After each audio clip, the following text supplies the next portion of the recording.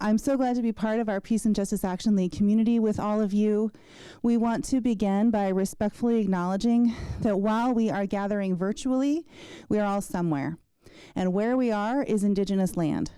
I stand on the occupied traditional lands of the Spokane people who have stewarded this land throughout generations. We pay our respects to elders both past and present. We do this to offer recognition, respect, and gratitude for their resilience. We commit to intentionally addressing the outcomes of the doctrine of discovery with the truth about the human beings who are already here and who continue to resist the impacts of ongoing colonization and to fight to sustain their culture and people. We know it is insufficient to simply acknowledge the land we occupy. We commit to centering the voices, leadership, and solutions of Indigenous people in our communities and around the world.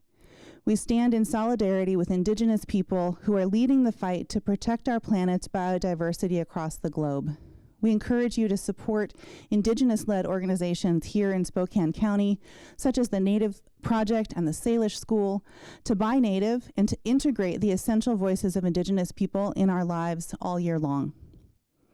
Now I'd like to thank the table hosts who brought us all together. Thank you all so much.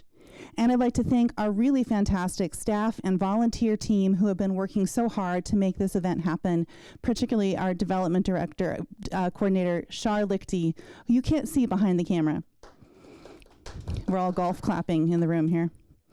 Our theme tonight is breathing in community, healing, transformation, joy. This last year of pandemic life, pandemic struggle, and pandemic loss has been a giant lesson in how we do breathe in community, whether we want to acknowledge it or not, whether we like it or not. Our ability to breathe in safety is a community question. Are we willing to make changes in our behavior in order to protect each other? Are we willing to wear masks and maintain physical distance even though we are absolutely longing to be together? Are we willing to change our collective behavior, our policies, our budgets, in order to end systems of violence and oppression that target, harm, exploit, and kill Black, Indigenous, Asian, Latino, Arab, and other people of color here and around the world? What is the quality of our commitment to making sure that we can all breathe in community? And how do we collectively hold our vision of transformation? Our goal is not just to take one breath in freedom, but to bring into being a reality of healing, of transformation, of liberation. Holding our vision of this transformation allows the moments of joy that we feel when we are in community together to prefigure and herald the possibility of transforming systems of violence and oppression, systems of white supremacy, patriarchy, of exploitation and dehumanization, systems of strategic racism being used to divide us, to pay off white people with unearned advantages and psychological wages of false superiority, so that white people will be complicit cheerleaders or silent onlookers while racism rolls on. During this pandemic year, I had the marvelous experience of a workshop with Lakeisha Washington, who encouraged us to explore using healing and liberation as synonyms, and to ask ourselves, what does it smell like? What does it taste like? What does it feel like? To me, healing smells like a treat with cinnamon baking in the oven, the scent filling up the house and promising delight and deliciousness. Liberation looks like coming upon a tree I've never noticed before in the woods where I've walked since childhood, with beautiful blossoms on every branch and twig, celebrating spring and possibility. But healing and transformation don't just feel like beauty, possibility, and joy. Healing feels like a hard but fruitful therapy session, or feedback we really don't feel excited about getting, but we know that we need to hear. Those of us socialized and conditioned as white people have a lot of work to do. Those of us socialized and conditioned as men have a lot of work to do. It's important that we do both inner and outer work. When we apply the possibility of healing, transformation, and joy to our inner selves and to the systems and structures in which we live, that is when we can create the possibility of all people breathing in community and in freedom together. In our Peace and Justice Action League community, we believe everyday people can accomplish extraordinary things together.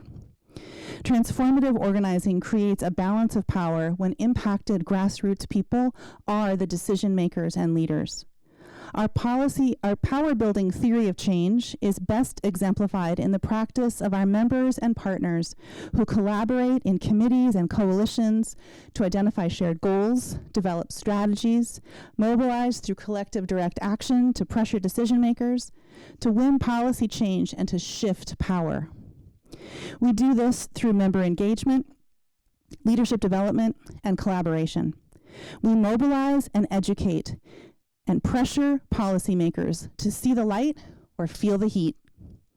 We cultivate everyday people as grassroots leaders, and you are invited to join our Peace and Justice Action Committee and Showing Up for Racial Justice Committee, as well as other events coming up.